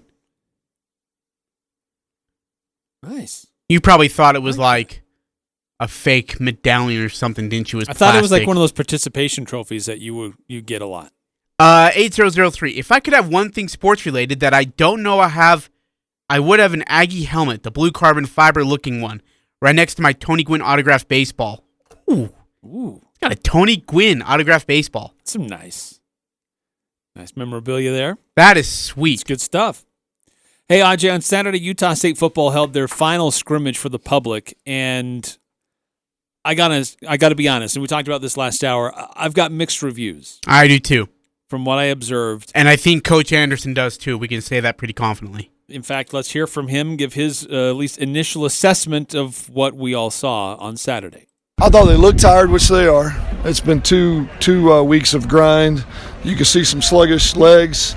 We've got we'll turn the corner here and start getting their legs back going into Washington State. But in terms of offensively, sloppy with snaps, sloppy with penalties, a couple drops. Good things we didn't turn the ball over like we did a week ago. So, you got a chance to stay in games if you'll protect the ball. Defensively, I thought they came out and played better early. Didn't do a great job in a couple of situational areas that we played. Goal line was poor. 4 minute, we need to get them off the field. We didn't do a great job there, but finished up with a good 2-minute drive. So, it's good and bad on both sides. We're not ready to play yet. We need time. Luckily, we got a little bit more of it, but, man, the days are going by quick. So, get back to work on Monday and see if we can get better this week. So, he says that they're looking a little sluggish. That was one of the key observations I had, is that I'm hearing this is a team that wants to play with pace. We've seen pace. We know what it looks like. We know what to expect. And then I go to the scrimmage where they're going to unveil a lot of things. They'll do red zone stuff. I didn't see a lot of pace. No, me neither. And I saw a lot of huddle. I saw a lot of breaks during the scrimmage, a lot of downtime. In fact, Coach Anderson talks about that here. He talks about the reason why they didn't have, because you asked him, Eric, you said, hey, you guys talked about pace, but there wasn't that consistency of pace. And he says, why? Well, it's hard to get pace when you don't have productive plays on first down, and I thought if you look, our first down efficiency was probably a little off. Some of the situations don't allow for it either, and we've got some guys that are hurt. We had a couple guys out there that typically wouldn't probably be playing with the groups that they were with, and it just kind of muddles it up. But all in all, you got to get some plays going and get some momentum going on first and second down to create the momentum and the tempo that you want, and that just wasn't something we did consistently today, whether it be mechanically up front, turning the guy loose, snaps on the ground, drop balls, you name it. It was pretty sloppy today. It was a struggle.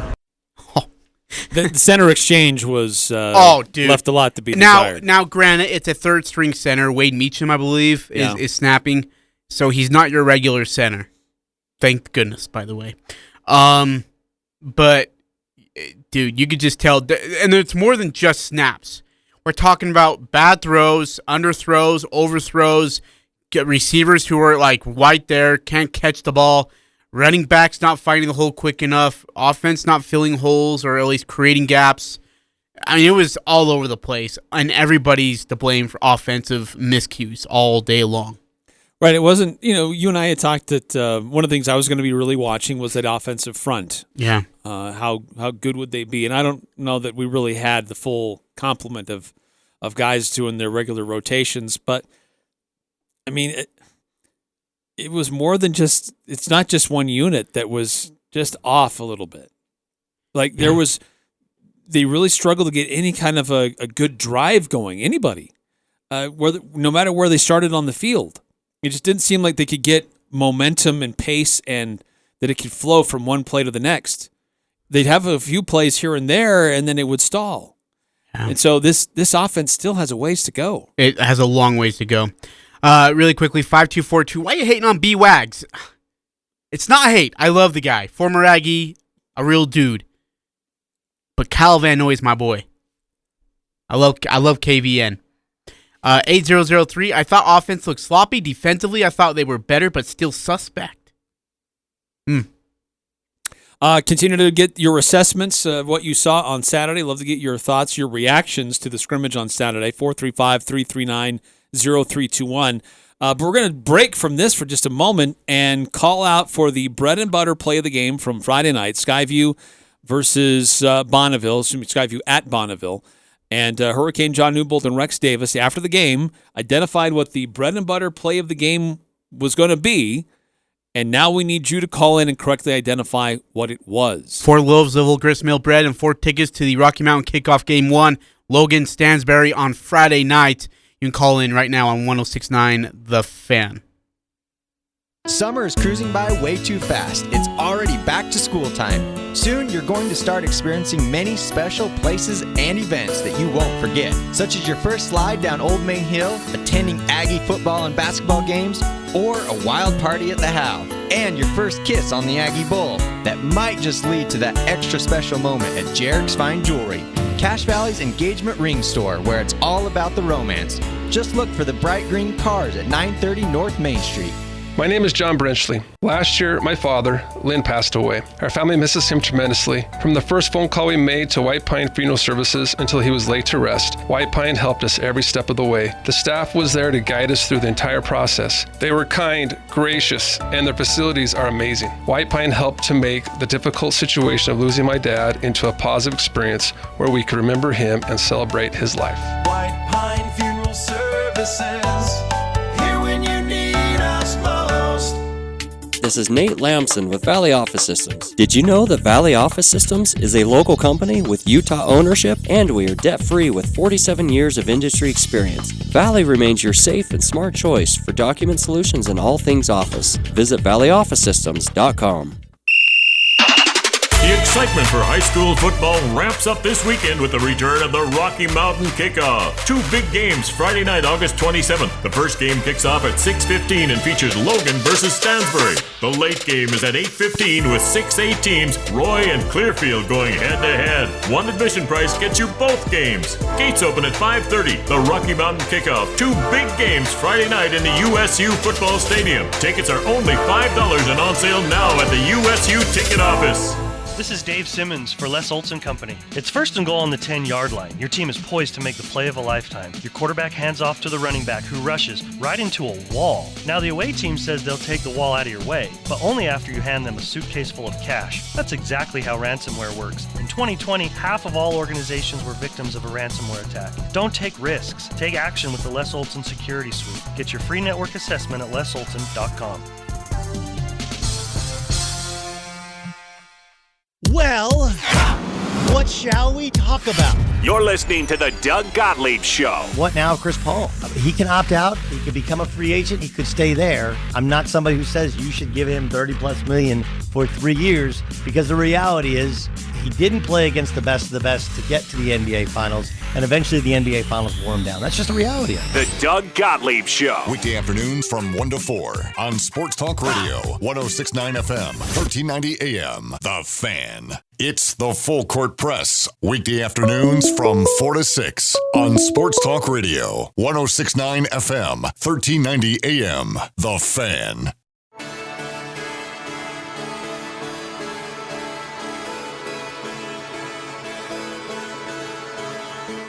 Eric Frandsen, Ajay Salvesen here on The Fan, 106.9 FM, 1390 AM. Streaming online, 1069thefan.com. You can also take us with you wherever you may be on the 1069 The Fan mobile app. So we also have on our website streaming, we have our podcasts of our past shows. That's where you can also hear the past interviews that we've done. We will segregate those out specifically, so if you just want to hear the interviews, you can do that as well. To subscribe to our podcast wherever podcasts are found. Congratulations to Neil Murray. He correctly identified the Old Grist Mill bread and butter play of the game from Friday night. Garrett Zollinger had a 68-yard touchdown strike to Davis Hall. This was in the second quarter, about 2.5 minutes to go, and that put Skyview up 7-6. Skyview got the win on the road at Bonneville. So congratulations to Neil Murray. He correctly identified. So make sure you listen to those games on Friday nights here on The Fan. And at the end of the game, Hurricane John Newbold and Rex Davis, they'll let you know. If you missed it during the game, they'll remind you at the end. And then remember to call in on Monday and get it right. Get some bread. And we got more tickets to give away, by the way, for you, the Rocky Mountain Kickoff. We know we're close to being done there, so we'll keep giving those away. A couple of texts came in. 6789, why isn't it Van Noy your guy? Am I crazy? It seems like Bobby Wagner has had a better pro and maybe even college career. All right, college might be tough. Van Noy was a dog in college. Yeah, BYU, too. Pro, I get it. I do. I understand. Both are Hall of Famers. One will probably get him Super Bowls, both of them got one. Appearances and championships. Yep. Pro Bowls. Yeah. But one's been a first teamer.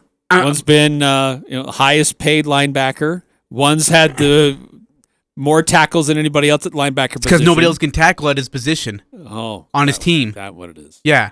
Van Noy is my guy, though. I've always enjoyed watching him. He's him and Taysom Hill and I've enjoyed Zach watching Wilson Taysom. And how many other BYU guys are your guys? I'm not a huge fan of Zach. I'm a huge fan of Taysom Hill. I loved watching Van Noy, and he's played for the Patriots. Sue me. How many other BYU guys are on your list there that they're your guys? I love TJ Haws. He was fun to watch. Aggie fans are getting very suspicious. Mr. Fundamental. Oh, come on. Stop it. What team? Hey, congrats to no, don't talk. Congrats to Tony Finau, who, by the way, has just won. Did he win the playoff? He did. He won the Northern Trust Golf Tournament. It's his first FedEx Cup playoff victory, second win of his career, and first in 143 starts. So, gets a big one. Nice. Second PGA tournament win. Good for him. You know, if he could put a solid 18 together, and if he could put a solid 3 tournaments together, he could be in the top 5, top 3. It's just not enough consistency. It's just if it's one bad break, he falls apart. Great golfer, though. My gosh. 1570, if you were starting an NFL team, who would you choose? Jordan Love or Zach Wilson? Who are you taking? Both have flaws. Both have strengths, great assets and strengths. Yeah, arm strength is incredible from Love. Accuracy is great from Zach Wilson. Oh, jeez. Zach probably has a little bit more creativity. I'm taking Zach for that reason too. Yeah. I mean, I love what Jordan Love does. I love how he can get out of the pocket and make a throw on the fly. But Zach Wilson, on the run, he did against the Packers, scrambling to his right and then floating a ball up.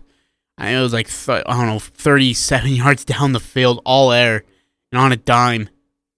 His accuracy on the run is just incredible. So I'm probably taking Zach right now. 9315. Let's see. What was the best thing and the worst things in the offensive bag at the Saturday USU scrimmage that you guys saw? Best is probably the Derek Wright leap, a hurdle. For me, the best was Kyle Van Leeuwen being a great target. Yeah. Just somebody that the ball can be thrown his direction and he'll find a way to get it. Yeah. I'm with you. Kyle Van Leeuwen was great. Close second for me is the defensive front. I loved I thought Derek Wright was good too. And then both of ours were receivers, of course. But I'm going to give mine to Derek Wright. Worst thing we saw? Oh, man. Worst thing for me was just lack of consistency. I mean, I don't take this the wrong way, but I wasn't really inspired watching the scrimmage. And just the way that it was run, there were a lot of breaks, there was a lot of downtime. There were a lot of people that were leaving before the scrimmage was done. Yeah, there was. And I was like, I can see why you're leaving. There's a lot of downtime here. What? How long was that scrimmage total? It was over 2 hours. So they went about 120 plays. About 2 hours, huh? It was over 2 hours. And if it's, I mean, you're talking about pacing. It's over 2 hours. That's not great. Yeah. So that's my good and my bad. Yeah. Ajay, there's a few things that we were talking about the running backs earlier, and we're trying to think: did anybody have a good run? Here are the largest or the longest runs by each guy. Elian Noah had a 12-yard gain. That was his longest gain. He had 39 yards overall. John Gentry, 34 yards overall. His longest was 11 yards. Devontae Henry Cole, 34 yards. His longest was 14. Calvin Tyler Jr., 30 yards. His longest was 11. So no real, I mean, the Devontae Henry Cole for 14, that was exciting. Yeah. There was a big play, and then it was followed up with his big run, and it was like a 2-minute drill, and it looked like, okay, they're going to have a sustained drive here. This is getting exciting, and they got to about the half field, just a little past the 50-yard line, and it just stalled and stopped. What did you think of the red zone? There were some red zone plays that were fun and effective, and then there were a couple times where just kind of stalled out. I will say another positive for me was McGriff. He was targeted multiple times, although he pulled in some really good catches in traffic. He's such a big body and a great athlete. He's a great weapon for Utah State, and so I thought that was great to see him engaged and really a good target and part of the offense. Yeah, I would agree with you. 1570. I think Zach Wilson is more NFL ready right now, but I have a feeling that Love will be a better pro overall. That could absolutely make sense. 9315. Ajay makes me think he's a secret YBU fan. More and more listening to the full court press. I love all football. I'm an all football kind of guy. I'm not prejudiced towards one person or another for their school affiliation. 9315 also says lots of really short runs equal great defense. Yes or no? Yeah, look, you got to give credit to the defense. They played well. They were physical. They had a couple of picks. 2 picks, 3 picks. No picks. No picks. Sorry. There were no turnovers. I thought there was one there. There were no turnovers on Saturday. Let's hear from Coach Anderson about the running back situation because, as we've detailed, there's no one guy separating himself or not even two guys that are really showing a dynamic style. And he's made it clear, Coach, offensive coordinator, Coach Tucker has made it clear this is going to be by committee. But here's Coach Anderson about his running backs. I would say we'd probably play a little bit more by committee there just because of the amount of reps that we would like to get if we can move the ball, the amount of wear and tear it takes on a guy's body, and each one of them kind of has a little bit of a unique skill set. I can see us playing a lot of guys at that position and even wide out to some degree to keep guys fresh and keep their legs fresh. O-lineman typically play, quarterback typically plays, but those other skill spots, I can see where we're going to have to play more than one body. Is it a 4-man rotation? Yeah, it's going to be. I don't see anybody that stand out that tells me otherwise. Makakona didn't get to carry the rock. I don't know if he was dressed and healthy or not, but he didn't get any carries. Yeah. But everybody else did. Yeah. Hey, there was one more guy that we're missing. I think offensively, I have to go look up the name again. I think there was a couple guys offensive that they were missing that they were dressed, but they didn't play a single snap, not one snap that you would normally usually see on rotation. So I'm not sure what's going on there. One of the guys that we've already mentioned multiple times who stood out and has had a really good fall camp is Kyle Van Leeuwen. He 81 yards, 3 touchdowns. He had that one big one that went for 51 yards. He made a tremendous catch. It was a throw from Bonner, I believe. It was well defended, and the ball just zips right past the defender's helmet. And Van Leeuwen has the body control to still bring it in and get into the end zone. I don't know how he caught that, by the way. I have no idea because he was blinded by that body for the ball. He saw the ball at the last second and was still able to put his hands there. That was unreal. Coach Anderson, very high on the third in the Val Lewin brothers who've spent time here at Utah State.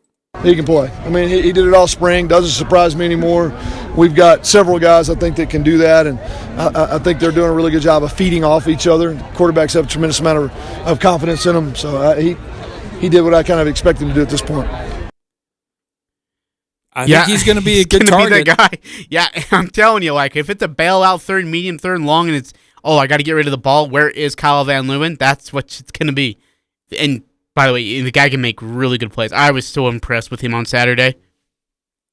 I'm really impressed with Van Leeuwen. Like I said, McGriff liked seeing him engaged and making some good plays. Nine Davis, he was targeted multiple times. Had a hard time bringing in some. Some of them were well defended. Some passes were underthrown in his direction. Not totally his fault. Brandon Bowling did have a couple of big plays and big catches, but there were also a few times where he had a hard time bringing in some passes that were there for him to bring in. I'd agree. And a guy that I almost didn't even know, I was beginning to question if he was even still on the team anymore, was Jordan Nathan. But he did get some action. He did have a big play. It was called back because of a penalty that was unrelated to what he was doing, but he was still involved. And he's another steady Eddie who knows where to go, knows how to be where he needs to be, but hasn't really been targeted very much in this offense just yet. But switching from the offense, let's talk about the defense. We'll do that coming up on the other side of this break. Coach Anderson talking about that defensive backfield. And Hale Matuapuaka had some good plays up front for that defense. We'll hear from them both. And I also had a chance to catch up with Hunter Reynolds and John Gentry today. We'll hear from them besides those guys as well, getting their assessments of how fall camp has been going so far as Utah State gets ready for Washington State in less than a week and a half. That's all coming up next here on the Full Court Press. In the Army National Guard, family means everything. Our parents, they were really supportive that all 5 of us would join. I got my education because of the Guard. I got to travel a little bit and experience a whole different culture. It helped me get my job, it helped me pay for my house. Serving part-time in the Army National Guard instills pride that you and your family will share. Visit NationalGuard.com to learn more about part-time service. Sponsored by the Utah Army National Guard. Aired by the Utah Broadcasters Association and this station. This is Jay from Daryl's Appliance. We love the family place and we want to give back to the community. Through August 28th, we will donate a portion of our sales to the family place of Cache Valley. Stop in and check out the new load of Whirlpool scratch and dent appliances we have in stock. Get these top-of-the-line appliances with our exclusive 2-year extended warranty. That's at Daryl's, where service always comes first. Daryl's West on Airport Road. See Daryl's Appliance in beautiful downtown Benson. It's the Full Court Press with Eric Frandsen and Ajay Salvesen. You know, when I was 20, I was spry, I was springy, I was froggy. Now I wake up and it's like the nuts and the bolts haven't been lubed. What? The nuts haven't been lubed? Yeah. If you want to call in and wish Ajay happy No. birthday, you can do that too. Our phone lines are dead? Do not pull the plug on that. Stay back. Oh, out of your reach. Just pull it away. Oh, I can't reach. Yeah. Weekdays from 4 to 6, 106.9 FM, 1390 AM, The Fan. It doesn't matter who you root for. The Full Court Press has all the high school sports covered. The Full Court Press. Connect with us on Facebook, Twitter, and online at 1069thefan.com.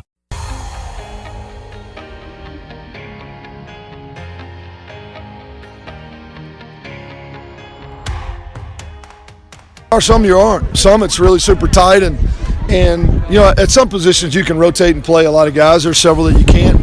Quarterback's a spot. That's just not something we're going to do. We're going to make a decision based off all the information that we have and do the best we can and move forward. And I think that's always a challenge you have when you got a couple guys that have the ability to play at a high level. That's Coach Blake Anderson talking about making decisions on starters. There's some positions that it's becoming clear, while others there's still much to determine, and specifically the quarterback position is not settled. And getting to our text line 9315, didn't Boise have 2 or more running backs a few years ago and it worked for them, or am I wrong? So can't it work for USU? Yes, you can have multiple running backs, but they didn't have more. They didn't have 4 running backs that they were running through. Yeah, not 4. The thing is that our concern is that Utah State has 5 running backs, but there's not really 2 or even 3 that are separating themselves. Like, these are guys that can give Utah State a lot of yards. Now, some of that, Ajay, get to another point here from 4086. What worries me is the offensive line. Yeah, I'm still worried. If you don't get a hole to run through, I don't care what kind of a runner you are. If you're trying to run through a mass of arms and legs and bodies, you're not going to get very far. Well, and it's the depth. Eric, we have no depth on that line. None. 0. Zilch. And I think they're missing somebody else because I didn't see Brock Lane out there. Isn't he offensive lineman, right? Brock Lane? Or am I wrong here? Come on, Eric. The name doesn't ring a bell, which doesn't mean it's not true. Now, so you got to go back through my list here. Well, there has been at least some help on the offensive line. Yeah, Brock Lane with the Migayo brothers. Brock Lane. Sorry, he's a part of the offensive line, but he's mainly a tight end. He's not on the list right now. He's not playing due to an injury. So, I mean, they need depth, man, and they have none. Well, they did get a little bit of help this last week when the Migayo brothers signed. Yeah. And Coach Anderson did talk a little bit about them and how they're helping add to the depth and just add more playmakers to the line of scrimmage. Yep. Well, they bring some size for sure. It's 2 big humans, and we love having them. I'll just tell you that I think if you look back, they signed letters of intent with BYU past December, and for whatever reason, there were some issues with them starting with everybody else on time, and ultimately they were given the opportunity to step out of those NLIs, and we were happy to recruit them and pick them up. They've been great additions. They're both freshmen with great futures ahead of them, and it's fun to see them just kind of get acclimated this first week. It was really good to see our guys, how they responded to them coming in. They got, I think, really bright futures ahead of them, and who knows, either one of them or both could step in and get involved in the 2 deep this year if they can pick things up mentally in a hurry, and I think they both have the capacity to do that. I would agree. Big bodies. I'll admit I did notice the one, and you have to forgive me, I can't remember which one is on offense and which is on defense. But I did notice the one on defense. And he was in there trying to make plays, trying to mix it up. I think he provided some pressure. I don't think he had any sacks, though. Credited for anything, but he did make some effort on the edge that looked really good. So, for what it's worth. And also, speaking of the defense, that secondary. Oh, so good. It has some depth. It's got some playmakers back there. And I mean this in the most respectful way, Eric. It's totally opposite of the offensive line. Really experienced talent and really deep too. Like they've got just talent. There is no excuse, Eric, that they should be giving up on their end as defensive backfield 150 yards passing. They should be able to contain. They've got the talent, they've got the depth, they've got the experience. Shouldn't be a problem. That should be our most comforting spot, or at least area on this field. Right, and they also have guys that they can run up in part of the not just what I'm trying to say. They can bring them up, play a hybrid role. Right, and even on some run stops. Yes, and absolutely. even some defensive pressures getting after the quarterback. I love safety. We haven't done a good safety blitz since we had John Jarrell Rockmore. That was the last guy who actually felt confident in being able to do that. We haven't seen on a regular since. basis. Oh my gosh, he was amazing. He was so good at that. They did bring Shaq Bond up on a couple of plays that he was getting after the quarterback and providing some pressures there as well. So there's a lot of depth there in that Utah State secondary. And here's Coach Anderson talking about that depth and experience. We get more and more competitive. Now we've got some guys out there that weren't out in the spring. I think the comfort level they have in what we're doing. It's good to have Cam back. He missed most of the spring. I think every snap that those guys get together in our system, they just grow in confidence. We have some depth there now as well, which creates competition, which I think is making them all better, and you're seeing that with the first group. The wind played with some balls today, held some balls up that I think we misjudged. A couple that got away from us with the wind, a couple that hung into the wind, and the defense is right there, so it doesn't leave a whole lot of room for error. But I'm pleased with that group, and I feel like they're getting better every day. That's one of the real strengths of this Utah State football team this year. Yep, absolutely. Could not agree more. One of the other strengths is that defensive front. I think it's a strength. Yeah. Who has stood out to you on the defensive line? I know before we get to the audio, I got to ask you, who is one of the guys, and I bet you're going to have the same answer, defensive line-wise, that you say that guy's going to be a playmaker for us? I don't know that we will have the same answer. Interesting. Because that's a really good question, because I like a lot of the guys that are up there. I think Phil, though, is probably one of those guys that can be a guy that can wreak some real havoc. The transfer from Michigan, Phil Paella. Oh, yeah. Yeah. And I think he's doing some real damage up there. I like Halle, what he's been doing. See, Halle's my guy. And he's got good size, but I love, like, this is going to sound stupid and nerdy when I say this, but something that I learned from Hans Olsen is look at technique of a lineman. If you can see the technique, especially from the defensive side of the ball, you can tell how good they're going to be. And he's got, and so I learned some of the technique ways from him, like not, I'm not like a nerd like he is, but just the way that he's able to get off the ball, he's able to kick off the snap, he's able to get his hands up immediately, swim move, spin, just all that. Like, Holly's got it. I'm excited to see him against real competition come September 4th. Media got a chance to catch up with him after the scrimmage, and here's Halle with his assessment of how the scrimmage went on Saturday. I feel like the scrimmage we did pretty good. One thing that we went through a lot of adversity, but it was good to see how we responded to all that adversity. There's a lot of stuff we got to clean up these next few weeks before we get to Washington State, but I think we'll be fine. It's good to see that we have a lot of tough players on the team that will respond to adversity well. It just seems like you guys swarm into the ball better than you were last year at this time. Well, I guess I don't know if it's really fair because it really wasn't a fall camp. But last spring for sure. Well, I mean, just that than you have been the last couple of seasons in general. What do you think has been the key to that development? That effort is like one of the main things we emphasize every single day. Every single time we watch a film, we always see if everyone is running to the ball, and if we're not, we pay for it.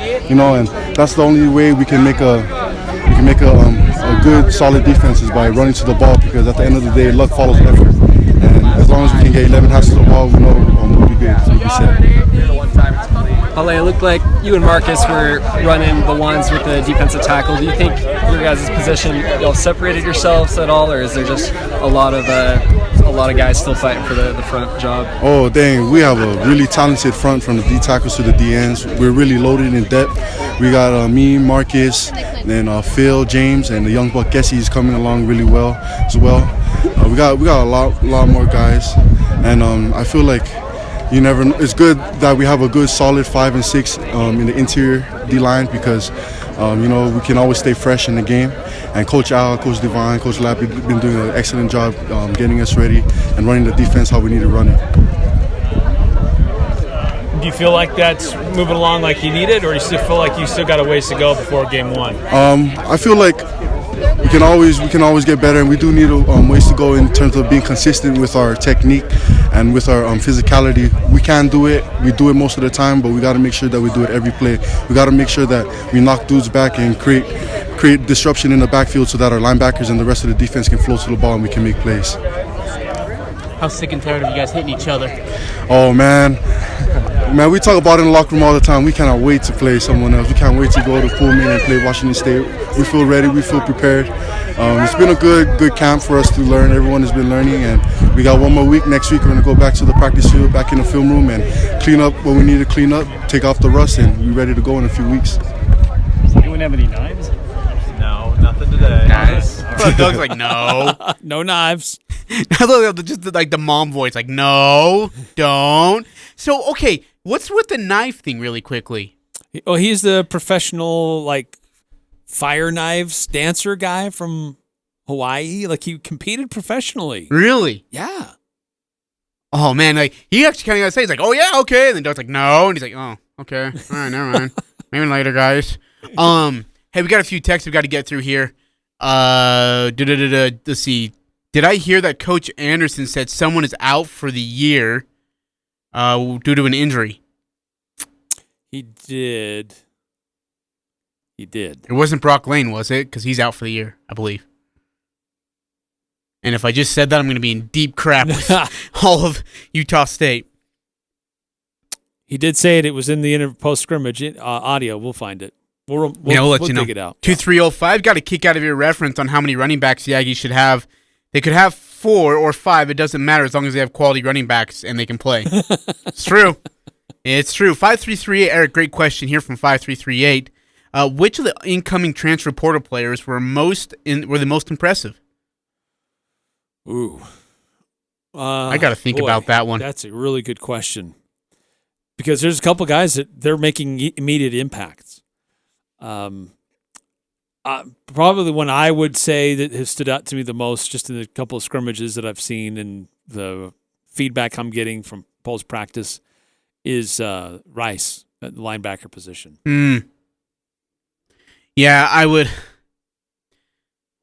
Jeez, it's hard to argue any other way, isn't it? I mean, Justin Rice just looks so good in about every facet of the defensive side of the ball. He looks great. Good hands, good aware, good vision, gets to a gap. Him and Nick Henninger, by the way, I was able to watch them sometimes on the defensive side of sideline. Like, Nick would come up to him, and he would about say something, and Justin Rice would say the exact, just say it before Nick could, and they just start communicating back and forth of what they're seeing. Dude, that's gonna that combo's gonna scare the crap out of some offenses. Those two together. Because you want to talk about high IQ and athleticism and physicality, they both have it. And if you put them both on each end of the line, oh, geez, watch out. I'm praying for the quarterback. I like that defensive front. I like that linebacker core. I really like that secondary. Coach Bonda, he's got a good group to work with. And right now, that is the strength of Utah State football coming into this 2021 season. The defensive side. Yeah, absolutely. All right, another quick timeout. Love to continue to get your observations, your questions about the scrimmage and about Utah State football. We haven't heard from Kyle Van Leeuwen. He had himself a day on Saturday. We'll hear from him coming up next here on the Full Court Press. We all have items in our homes that can be recycled. Old aluminum cans, aluminum siding, car batteries, electrical cords, plumbing fixtures, and dozens of other things. Did you know if Americans recycled just 1/10 of their newspapers, it would save 25 million trees this year? Recycling is easy at Valley Recycling. Take in your metals, even if you're not sure what they are. They'll take what they can and pay you for it. Valley Recycling pays cash for old cars and other scrap metal. That's why they say when you go green, you get green at Valley Recycling, 145 North 10th West in Logan. This is Ryan at My Mattress. We all know some of the side effects of not sleeping well: forgetfulness, inability to focus, bad driving, hallucinations now and again. Does this sound familiar? City of Lewiston? Lewiston. We at My Mattress care about you and your well-being. Prove all the other cities wrong and show them that you do care about better sleep, and buy a mattress at My Mattress. If you're sleep deprived and can't remember where we're located, we're at 981 South Main by the South Walmart, Lewiston. Isn't it time to sleep exceptionally? Ascent Aesthetics is quickly becoming the choice of those looking for Botox, fillers, skincare, microneedling, laser hair removal, medical-grade facials, and more. Doctors Blotter, Benyon, and Robinette of Cache Valley Ear, Nose, and Throat have assembled an incredible staff that want to meet and help you feel confident, beautiful, and refreshed. At Ascent Aesthetics, it's always education first. Visit Ascent Aesthetics in their new Providence location next to the Bank of Utah. Go to ascentaesthetics.com. That's ascentaesthetics.com for more details. Hey, are you looking for a way to give back to your community? Join the United Way of Cache Valley for the annual Day of Caring, Thursday, September 9th, the Willow Park Pavilion, beginning at 9 a.m. Be a part of the United Way and their commitment to unite the caring power of Cache Valley to better the lives of the individuals in our area. You can make a difference. A Day of Caring with the United Way of Cache Valley, September 9th. Sign up at unitedwayofcachevalley.org or just serve. Northern Utah and Southern Idaho's home for sports. It's the Full Court Press on Sports Talk Radio, 106.9 FM, 1390 AM. The Fan.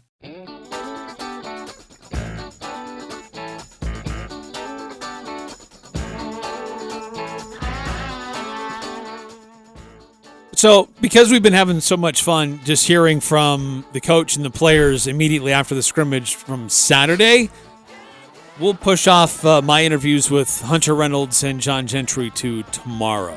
Yeah, I look forward to hearing from them, though. No. But one of the guys that did have a day, we've talked about him, we've referenced him multiple times already today, is Kyle Van Leeuwen. And he spoke with the media after the scrimmage, after he had himself a hat trick with 3 touchdowns.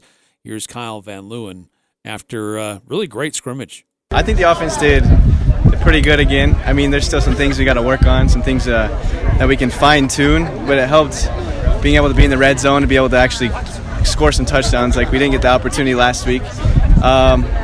We just got to get healthy, just got to fine-tune the playbook, all the install, and then come time, it's game prep for Washington State. So I'm excited.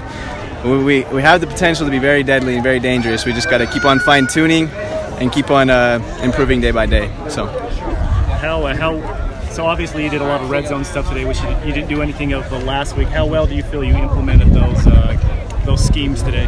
I think we did. I think we did really well when we were in the red zone. I mean, there's still some things we can work on, but this whole last week we were able to implement the red zone and be able to work on it. So we got lots of practice at it, and in practice we did it really well when we were practicing, and it showed out today. So I think we have some really good red zone plays that can help us get in the end zone.